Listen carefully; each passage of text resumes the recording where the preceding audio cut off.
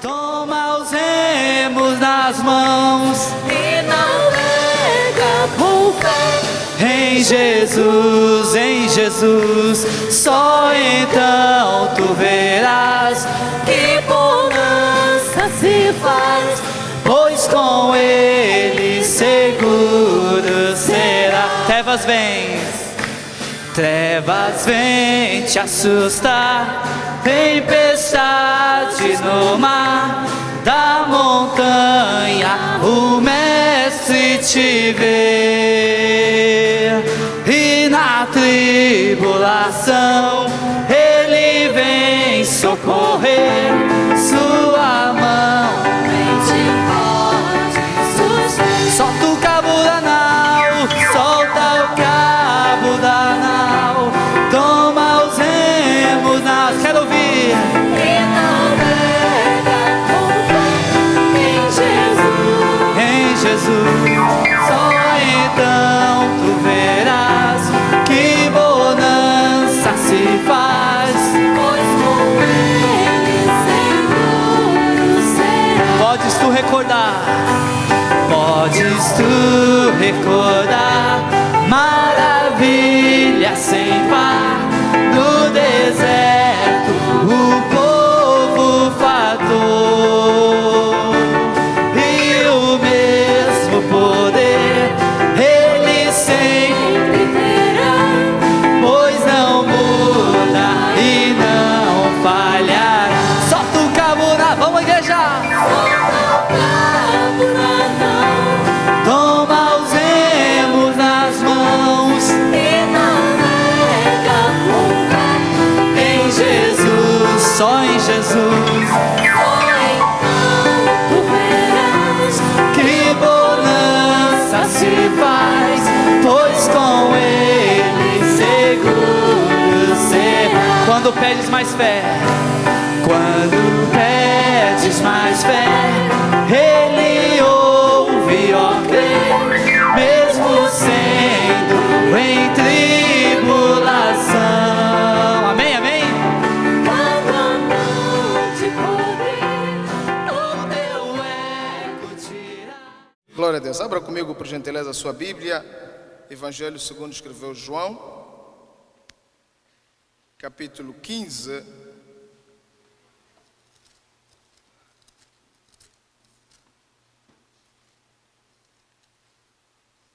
Capítulo 15, versículo 16.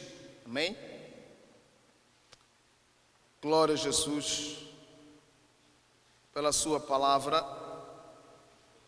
Nesta primeira participação, na realidade, nós vamos discorrer sobre um assunto um bocadinho mais didático que tem a ver com o evangelismo.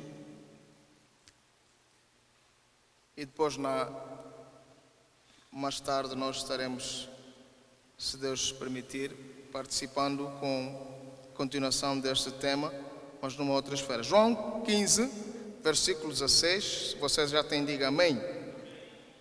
Diz assim a palavra do Senhor: não me escolhestes vós a mim, mas eu vos escolhi a vós e vos nomeei, para que vades e deis fruto, e o vosso fruto permaneça, a fim de que tudo quanto em meu nome pedirdes ao Pai, Ele vos-lo conceda.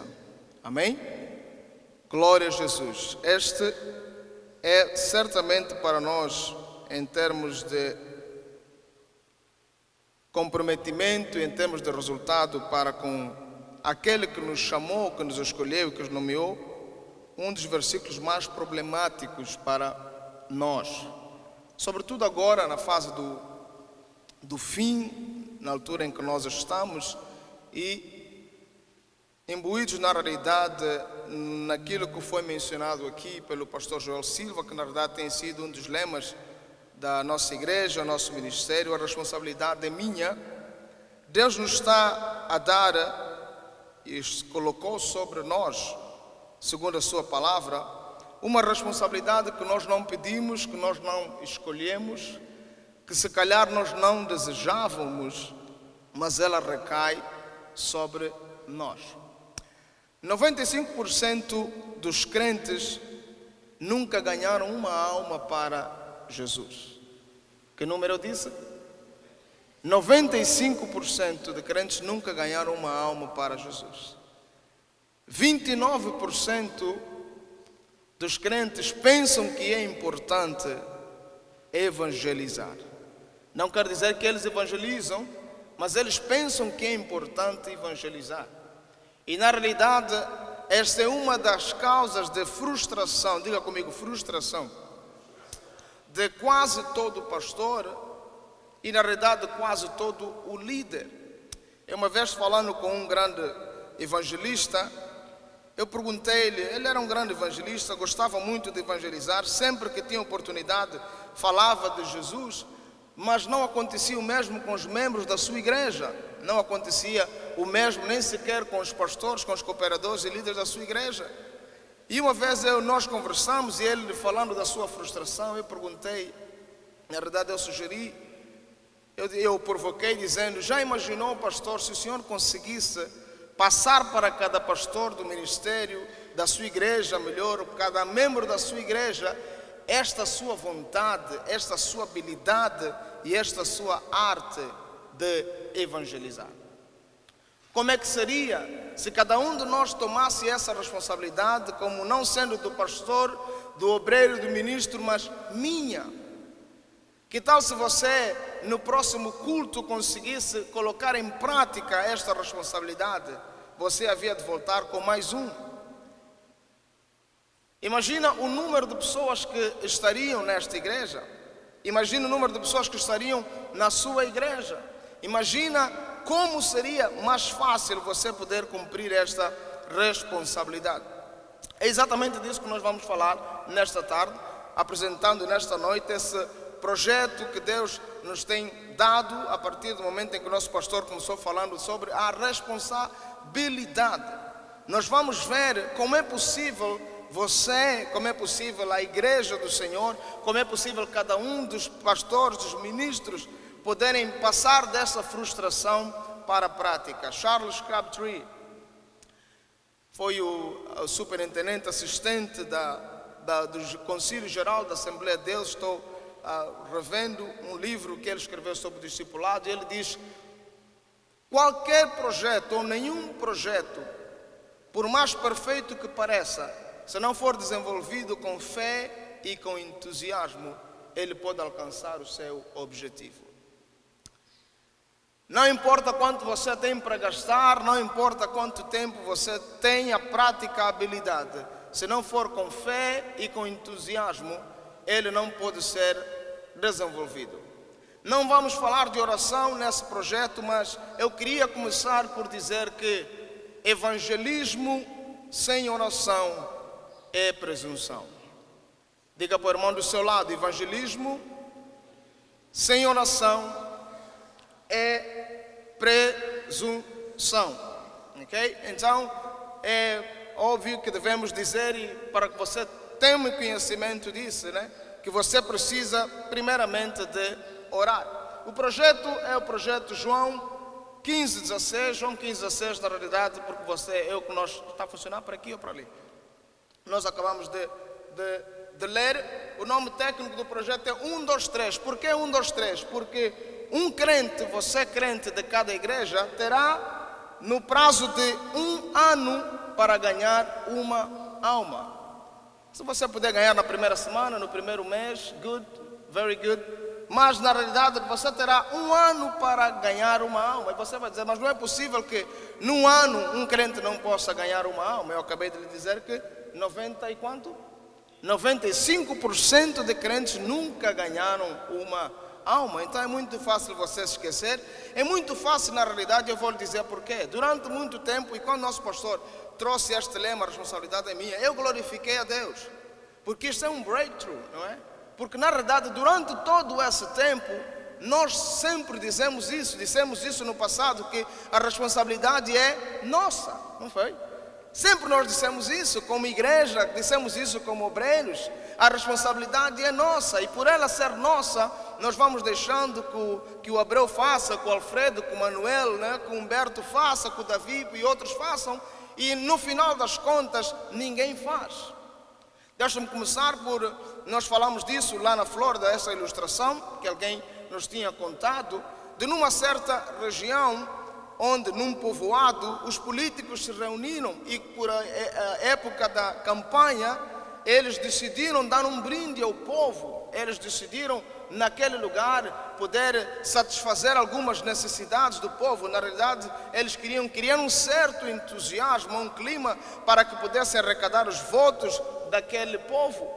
E eles decidiram que naquela região que era de muita seca, naquela região que não havia, na realidade, muitas possibilidades de leite, o leite era muito caro, eles prometeram que haviam de num certo dia encher uma cisterna com leite. E cada um dos políticos chamou o seu emissário, chamou aqueles que trabalham com eles, trabalhavam e decidiram encher aquela cisterna e fizeram o seu projeto e disseram que naquele dia tal nós vamos inaugurar, vamos convidar o presidente para estar aqui e nós vamos fazer a grande inauguração. E cada um daqueles ficou na responsabilidade de fazer isso. E um teve uma ideia, diga comigo, um. Apenas um teve a ideia, a responsabilidade era de todos. E um disse, se eu puser água, os outros todos vão pôr leite, ninguém vai dar conta. Mas na realidade, no final das contas, todos eles tiveram a mesma brilhante ideia. De cada um trazer água, pensando que o outro fosse trazer leite. No dia da inauguração daquela cisterna, o que é que você acha que saiu? Saiu água. Porque estavam imbuídos e trabalhando sobre o lema, a responsabilidade é nossa. Aqui a responsabilidade é minha. Diga comigo, a responsabilidade é minha. A responsabilidade é minha. O objetivo deste projeto é conscientizar a cada crente da obrigação de alcançar dentro de um ano pelo menos uma alma para Cristo. Digo obrigação porque Paulo disse, é-me imposta esta obrigação. O ganhar almas para Jesus, o pregar a palavra do Senhor, não é uma escolha, não é um estilo simplesmente adquirido, é uma imposição que nos é dada, uma imposição que nos é feita, é uma obrigação. Vira para o irmão do seu lado e diga, essa obrigação é minha, essa obrigação é sua. Segundo lugar, conscientizar a cada crente da responsabilidade de cuidar dessa alma, ou seja, essa alma que você alcançou para Jesus, ela é da sua responsabilidade. Não é da responsabilidade do pastor, é claro que no geral ela vai ser na igreja, mas ela é a alma que você alcançou, é o seu peixinho, amém? Você tem que cuidar dessa alma discipulando. Aqui na realidade o discipulado são os primeiros passos na fé, amém? Você vai trabalhar com essa pessoa, ensinando os primeiros passos da fé. Uma coisa que acontece quando alguém aceita Jesus é uma pergunta permanente na sua vida, e agora o quê? Eu era do mundo, eu fazia as coisas do mundo, eu dançava, eu fumava, eu bebia, eu frequentava esses e aqueles locais, agora aceitei a Jesus. Esse pessoal está aí a pregar, dizendo que eu tenho que ser santo, tenho que ser separado, tenho que ser isso e aquilo. Como é que eu vou ser? Agora o quê? Aí entra você com essa pessoa, trabalhando, ensinando exatamente aquilo que aconteceu na sua vida. Você vai levar essa alma, você vai levar a aconselhá-la a batizar-se nas águas. O pastor falou aqui ontem com muita propriedade. Vai ensinar esta pessoa, vai incentivar essa pessoa também a buscar o batismo com o Espírito Santo. Terceiro lugar, você vai ter, este projeto tem o objetivo de conscientizar a cada crente da responsabilidade de integração final no corpo de Cristo em algum departamento da igreja. Existem algumas coisas e temos algumas estatísticas de que, por exemplo, se uma pessoa vier à sua igreja, vier à sua igreja 7 fins de semana, 7 domingos, se ela não conseguir fazer uma amizade, guess what? Ela vai se embora. Se ela não conseguir fazer nenhum relacionamento, ela vai se embora. ok? Então é importante que você cuide dessa alma, não simplesmente até o batismo nas águas, não simplesmente buscando o batismo com o Espírito Santo, mas integrando esta pessoa num departamento. Se ela é jovem, vai para o departamento de jovens das irmãs e sucessivamente assim. O plano de ação é o TI. Aqui o TI não é inglês, mas é o TI. Vamos ser para português, onde nós falamos do treinamento. O papel do líder é este, amém? O nosso papel é capacitar o membro da igreja local para quê? Para a obra do ministério. E nós vamos fazê-lo através do TI, onde o TI vai para treinamento, o E vai para estruturação e a parte do A vai para a ação final, ok? Diga comigo: treinamento, estruturação e ação. Na primeira fase, nós vamos desenvolver ST, onde nós vamos fazer seminários de evangelismo, seminários de discipulado, ou como você pode ajudar aquela pessoa nos primeiros passos da fé. Eu fiz aqui uma pergunta que faço sempre: quantos gostam de evangelizar? Mas a outra pergunta, se calhar, é: quantos sabem evangelizar? Porque aí nós entramos em grandes problemas, porque a maioria dessas pessoas, desses 95%, dizem: mas eu nunca aprendi a evangelizar. E se calhar elas têm razão, amém? Mas eu nunca fiz um curso de evangelismo explosivo. Se calhar essa pessoa tem razão. Eu nunca fiz um curso de evangelismo responsivo. Se calhar você tem razão. Mas quando na realidade você descobre, nessa noite não vamos falar do que é evangelismo, a forma mais simples é que evangelismo é simplesmente você dar o seu testemunho.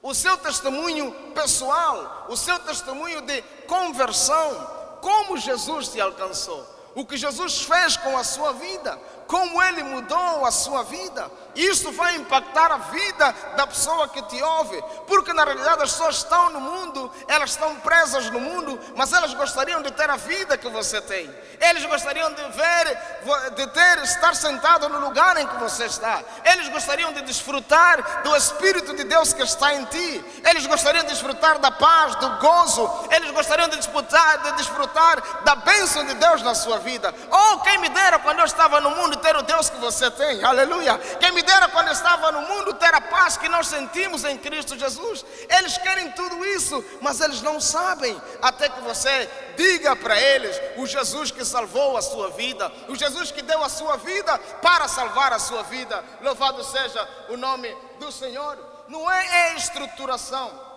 A estruturação parte com seminários para a recepção. Como você faz a recepção? E eu chamo a isso aqui como o síndrome da recepcionista. Diga comigo: o síndrome da recepcionista. Eu estava analisando enquanto vim aqui no avião de algumas coisas que aconteceram há bem pouco tempo, e você deve ter seguido a história com Tiger Woods. Quantos conhecem Tiger Woods? Se você não conhecer também não faz muito mal, que não é. Tiger Woods. Mas Tiger Woods teve um grande problema há pouco tempo, um problema de separação, um problema na verdade de traição da sua esposa. E eu escrevi aqui algumas coisas que Tiger Woods disse. Tiger Woods traiu a mulher dele com algumas garçonetes. E você diz: what? Você vai dizer onde é que ele tinha a sua cabeça? Como é possível um homem milionário? O último campeonato que ele ganhou de golfe, ele ganhou $5 milhões de prêmio no US Open. Um homem que tem uma mulher bela, que tem uma mulher formada, que tem um casamento lindo, que tem uma família estruturada, deixou-se levar por uma garçonete. Diga comigo: garçonete. E quando ele foi entrevistado, ele disse assim: you guys don't know what you're talking about. Vocês não sabem o que vocês estão a dizer. Vocês não sabem o que aconteceu comigo. Vocês não sabiam o clima que eu tinha na minha casa. Vocês não sabiam como é que eu era tratado na minha casa. E vocês não sabem nem viram a diferença com que eu era tratado nesse restaurante. Olha aqui uma das coisas que ele disse: eu senti-me bem tratado. Eu me senti confortado.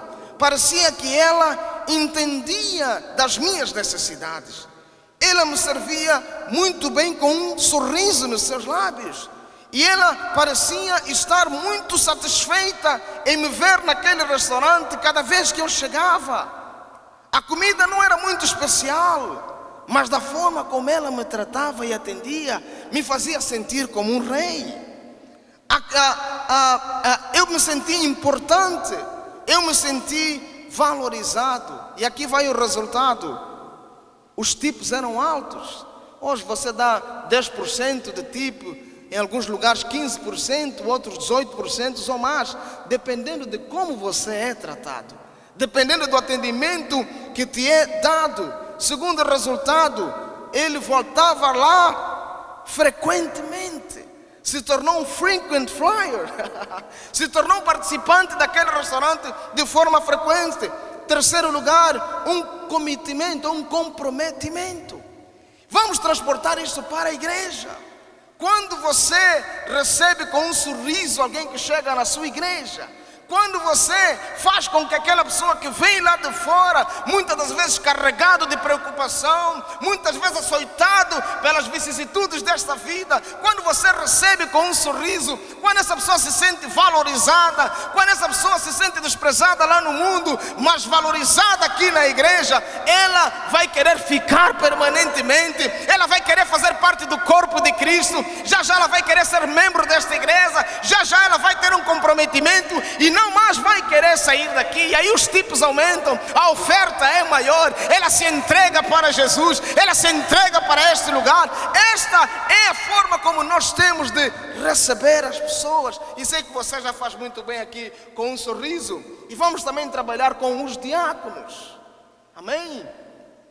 Temos que trabalhar com os diáconos. Tem diácono que afugenta, sei que aqui não acontece, mas já vi em alguns lugares em que o filho do crente tem medo de ir para a igreja por causa do diácono, em que o visitante não quer voltar para a igreja por causa do diácono. Diácono não é sargento, nosso pastor fala, amém? O diácono, ele é um auxiliar do pastor, ele é um auxiliar do ministério, e o diácono tem que fazer o trabalho que lhe foi encarregada a responsabilidade. E é bem importante que isso se trabalhe também. Assimilação, deixa-me falar um bocado de assimilação. 17 entre 20 pessoas que voltam, que visitam uma igreja, já não voltam ou não ficam nesta igreja. E esta é a chamada a porta dos fundos. A Assembleia de Deus é a igreja que mais almas ganha, mas é a que mais perde. E engraçado que quase nunca você encontra, é difícil você encontrar, nunca não você encontra, mas é difícil você encontrar um ex-batista congregando, você encontrar um ex-isso, mas o que mais você encontra lá fora é ex-assembleia.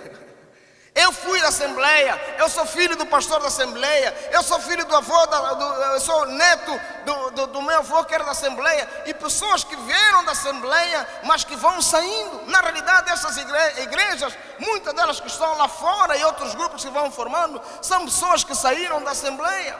Existem inúmeras pessoas lá fora como gaviões, à espera de ver o que não tem na Assembleia, para agradar os assembleanos e formar um grupo lá fora.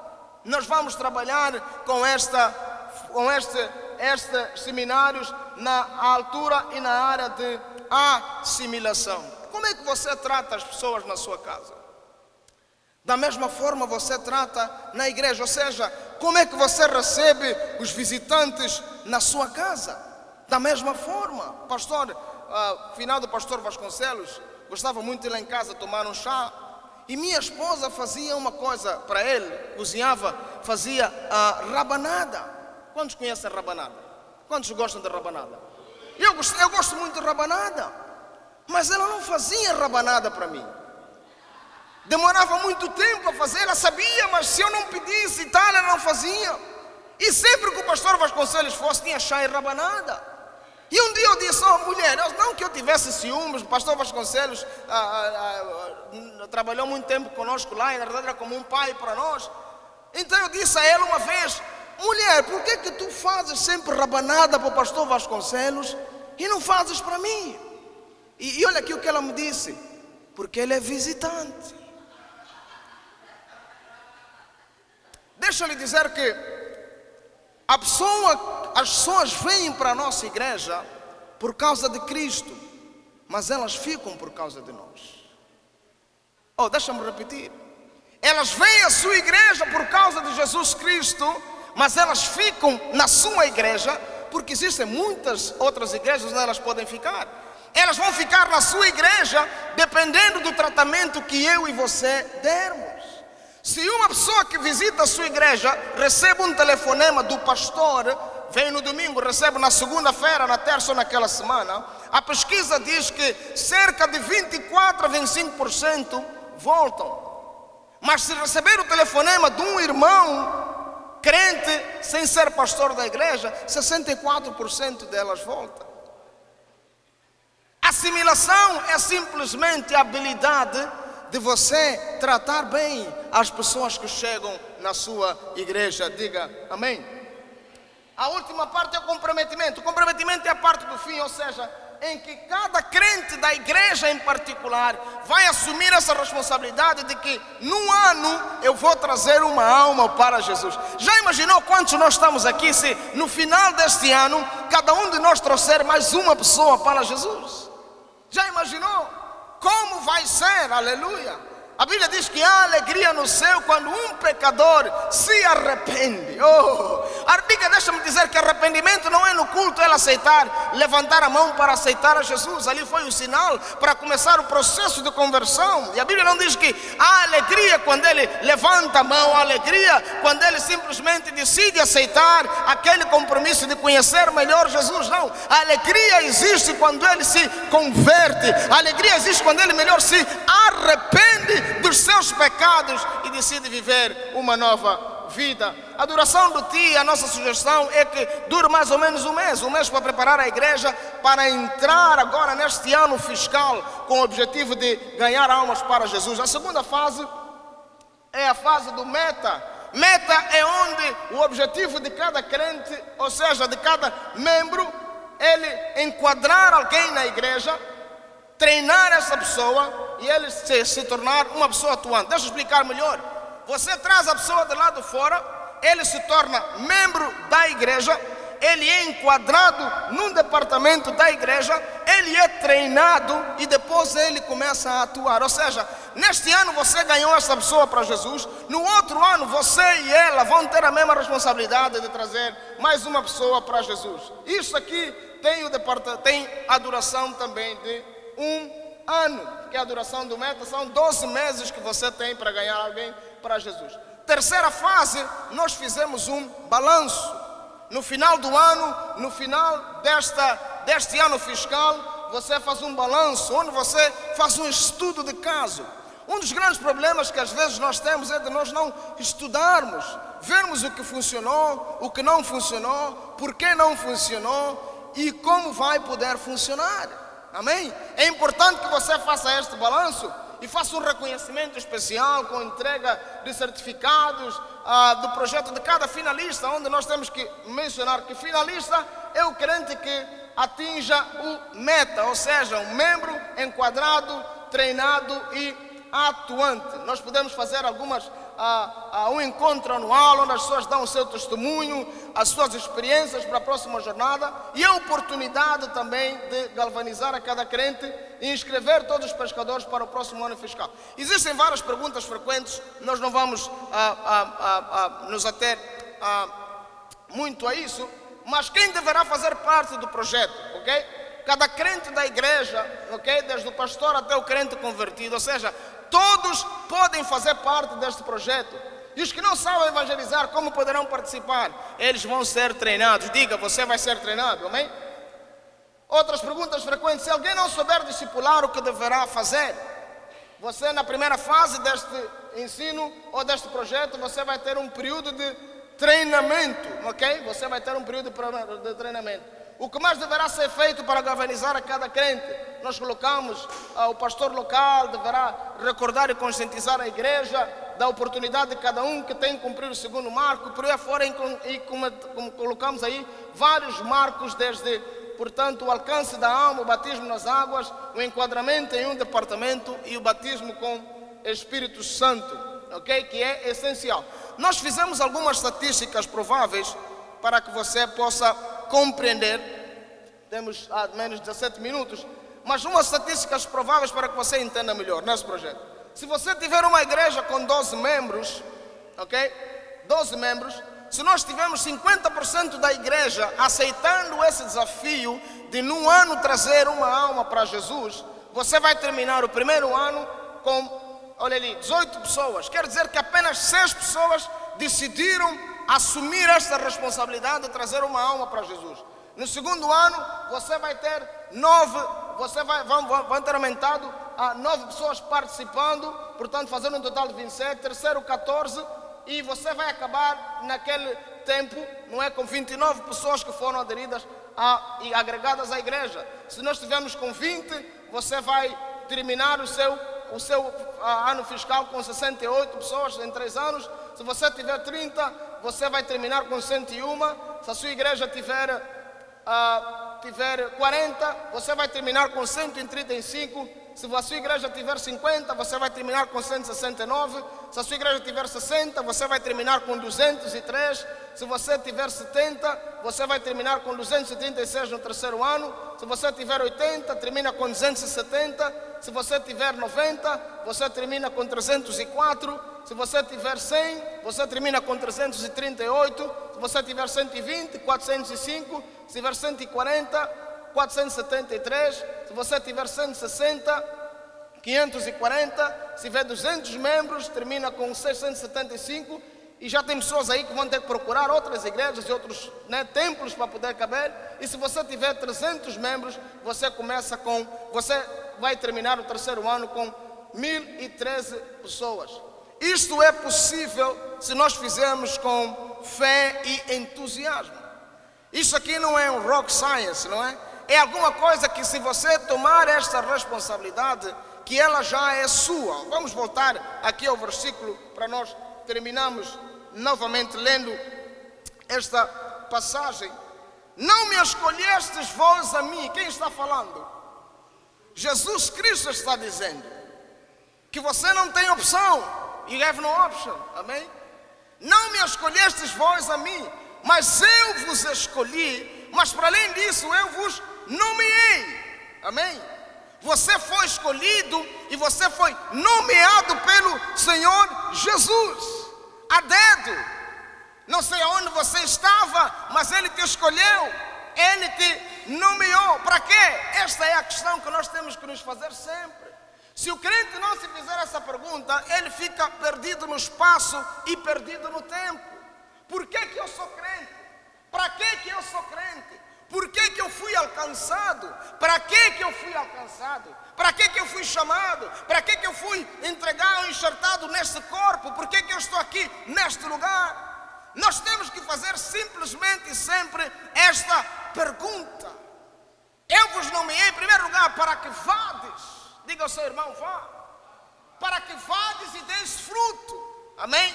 Diga ao seu irmão, dê fruto. O crente tem que dar fruto. Amém? Nós fomos chamados para dar frutos.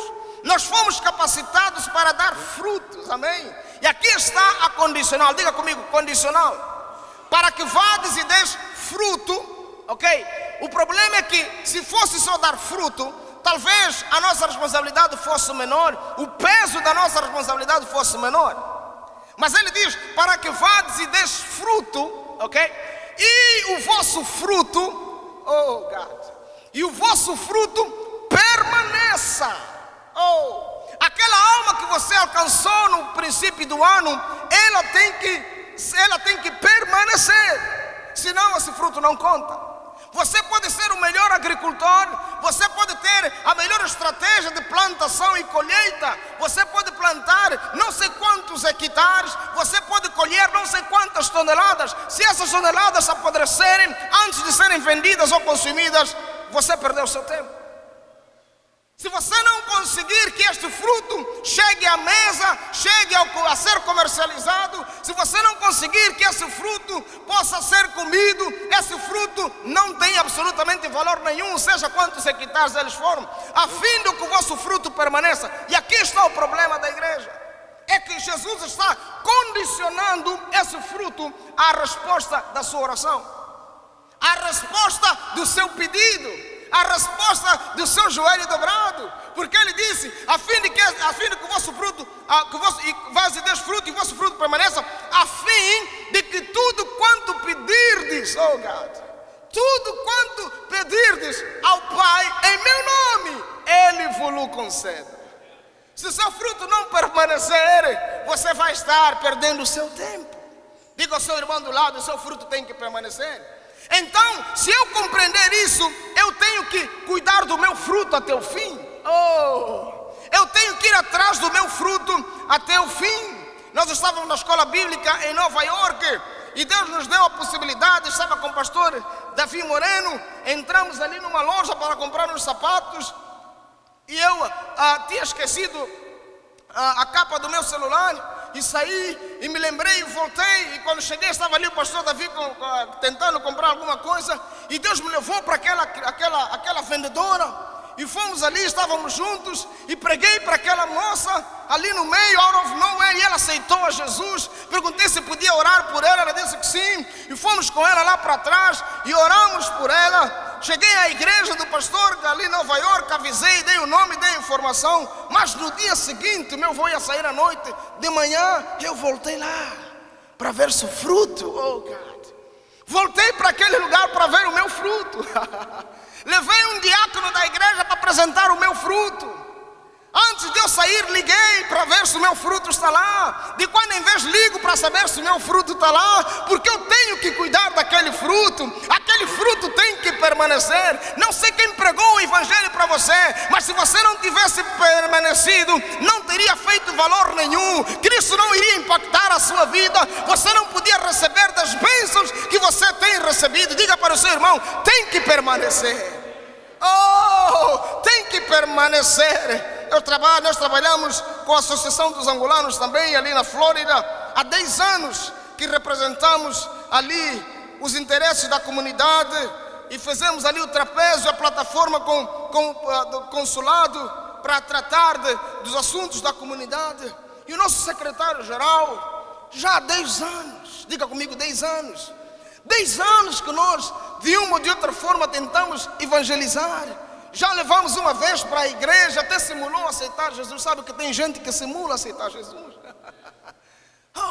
10 anos de batalha, 10 anos pregando, 10 anos falando de Jesus. E aquele parece que nunca mais ia se tornar fruto. Até parecia uma frustração. Minha esposa dizia muitas vezes, leave him alone, deixa ele em paz, não continua pressionando. Mas eu sabia que aquela alma necessitava. Mas pior ainda, ou melhor, eu sabia que a responsabilidade é minha. Quando você sabe que a responsabilidade é sua, você não consegue dormir. Quando você sabe que a responsabilidade é sua, você não consegue comer em paz. Quando você sabe que a responsabilidade é sua, você anda com medo de que aquela alma vai perecer, com medo de que aqueles que estão seus vizinhos vão morrer sem conhecer a Cristo. Quantas pessoas no seu bairro não sabem que você é cristão? Quantas vezes o seu vizinho de porta não sabe que você é cristão? Porque você é um crente FBI, ninguém sabe, anda escondido, a Bíblia vai dentro da pasta para ninguém saber que você é cristão. Quantas das vezes isso acontece na nossa vida? E eu comecei, queria às vezes me desesperar, e há pouco tempo ele me disse, olha, estou acabando a universidade e vou para Angola. E eu disse, meu Deus, acho que o meu fruto vai se perder agora. Acho que o meu peixe não era fruto ainda, vai se perder agora. Tantos anos, 10 anos que eu investi naquela vida, 10 anos falando de Jesus, 10 anos tentando impactar aquela vida. Meu Deus, o que vai ser? Ele vai para Angola e ele vai se perder. Ele vai para Angola e agora é que ele nunca mais vai ser crente. Nós estávamos hoje nos preparando para vir. Pastor Davi estava, pastor Manuel acabou de chegar no nosso quarto. Quando nós recebemos o telefonema dele, ligou para nós e disse, olha, estou aqui na Flórida, fiquei há 2 semanas, mas já vou sair, viajo amanhã, mas tem uma coisa que eu quero te contar.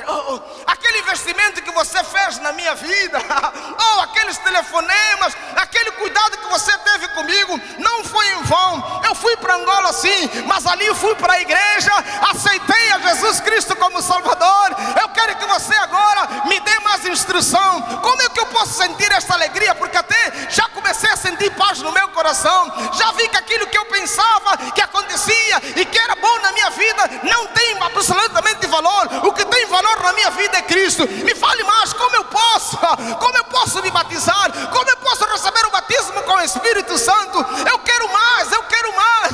E eu me alegrei, porque aquele fruto, aquele peixe agora virou fruto. E eu tenho que estar de olho, porque o meu fruto tem que permanecer. Não sei quantos são peixes na sua vida, mas o peixe tem que se tornar fruto. Aquele fruto tem que permanecer, porque quando o fruto na sua vida permanece, a janela dos céus se abrem. Quando o fruto permanece na sua vida, Jesus vem e diz: este é o meu filho amado. Eu tenho prazer nesta vida, porque Jesus tem prazer naquele que faz a sua vontade. Não é quantas vezes você vem à igreja, não é o departamento que você participa, mas é quantas almas você ganha, é quanto fruto permanece. Vamos estar em pé neste lugar. Louvado seja o nome do Senhor. Tem 6 minutos e estou terminado. A sua vida vai mudar quando você alcançar, quando o seu fruto permanecer. Fruto que permanece. Oh God, I feel God in this place. Fruto que permanece. Oh. Conta como crédito diante de Deus quando você ora. Oh, quando você ora, Deus olha para o seu fruto. O fruto que permanece significa obediência, significa que você foi até o fim. Oh, neste projeto não comece apenas, mas permanece. Mateus 24, versículo 13 diz: aquele que permanecer até o fim será salvo. Vá até o fim nessa sua empreitada. Parece que Satanás às vezes amarra a pessoa, parece que não vai fazer efeito a pregação, mas a Bíblia diz que a palavra dele não volta vazia, mas antes faz aquilo que lhe apraz, o propósito para o qual foi enviado. A Bíblia diz que isso não pode permanecer. As lutas são muitas, os inimigos são muitos, mas ele diz: desde a antiguidade nunca se ouviu, nem com os ouvidos se percebeu, nem com os olhos se viu um Deus além de ti, que trabalha a favor daquele que nele espera. Lance mão ao orado, espere, porque Deus vai fazer prosperar. E já já você vai ver a igreja cheia. Já já você vai ver que aquilo que não tinha valor parecia o fim, agora permaneceu, permaneceu, permaneceu. Vire para o seu irmão, diga: ganhe fruto, mas fique de olho no seu fruto, porque o seu fruto tem que permanecer. Aceitei a Jesus no ano de 1996 e tenho 4 minutos. 1996, fui militar, pratiquei artes marciais, fiz corrida de carro, Fusca 1600, imagina. Participei de muitas coisas, mas havia alguém que sempre me falava de Jesus, a minha mãe. Minha mãe entrava sempre em casa, quando estava voltando do ensaio, cantando hinos. E um dos hinos que ela mais cantava era: oh, com cego andei e perdido vaguei, longe, longe do meu Salvador, mas do céu. Oh, e aquele hino, sabe, minha mãe sempre cantava aquilo. E chegou um jovem da igreja que tinha o seu pai pastor, e ele tinha uma moto para vender. E eu queria comprar aquela moto. Eu estava interessado em comprar aquela moto. E ele disse: eu vou levar a moto logo no culto, vai lá, é quarta-feira. Eu fui para o culto de quarta-feira, e ele foi, mas a moto não foi. Eu fui para o culto de sexta-feira, ele foi, mas a moto não foi. Eu fui para o culto de domingo, ele foi, mas a moto não foi. Depois de 3 semanas, eu aceitei a Jesus sem moto. Oh, eu aceitei Jesus sem moto. Aceitei a Jesus no mês de maio, no mês de abril. No mês de maio, finalmente consegui comprar a moto. Fui batizado com o Espírito Santo no mês de maio, pastor. E no mês de junho, fui batizado nas águas. No mês de setembro, preguei pela primeira vez na igreja. Quando eu voltei dos Estados Unidos para Angola, fui convidado para pregar num congresso de jovens. E enquanto eu estava pregando naquele lugar, ele gritou lá do fundo: é meu fruto! o seu fruto vai transformar vidas, o seu fruto vai continuar propagando que o Senhor Jesus salva, o Senhor Jesus cura, batiza e leva para o céu. Aleluia.